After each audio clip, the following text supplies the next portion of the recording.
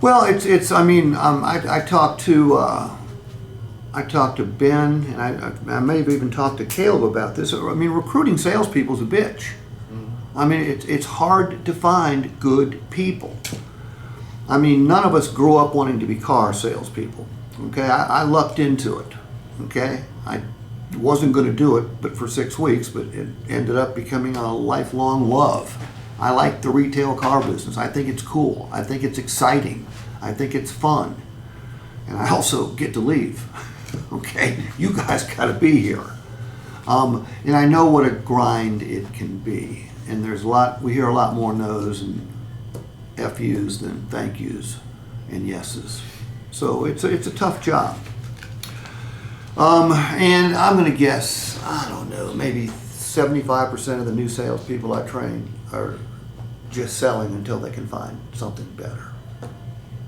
And that's who I was 46 years ago. But again, the organization I went to work for just beat the opportunity into me, and I ended up liking it. So I got lucky. Lack of belief. If a salesperson doesn't believe in their company, their product, their prices, or services offered, they have no prayer of becoming a competent closer. Belief is critical, but belief alone is not enough. A salesperson must know how to close. Treating a complaint as an objection.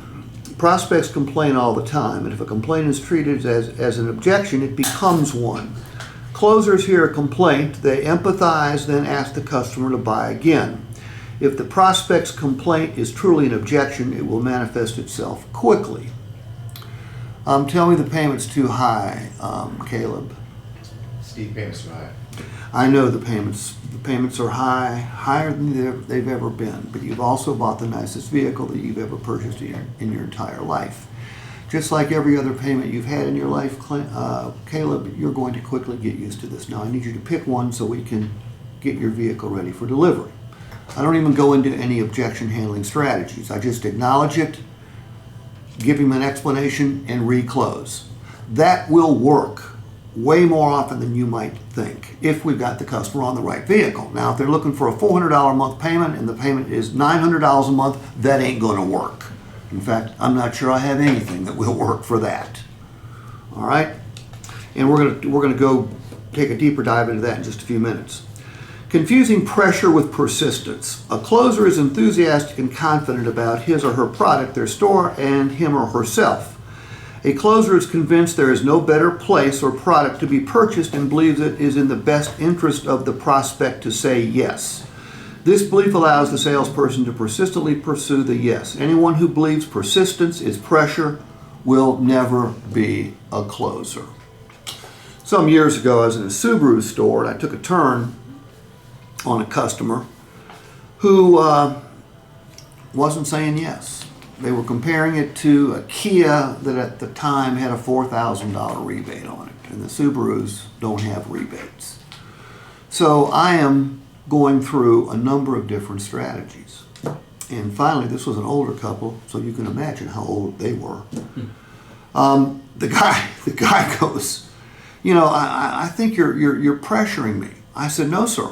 I'm not pressuring you. The young lady that took care of you did a great job. She helped you pick out the right vehicle. I am asking you to buy multiple times because I believe it's the right thing. But I said, if you don't say yes pretty soon, I'm going to have to start exerting pressure. And I smiled when I said that. His wife went, you better say yes to her husband. Yes, they did buy. All right, speechless. This is an epidemic. Most salespeople have not been provided enough closes or objection handling strategies. If they have not devoted the time necessary to memorize, internalize, practice, drill, and rehearse the closes and objection handling strategies. Don't just practice to get it right. Practice until you cannot get it wrong.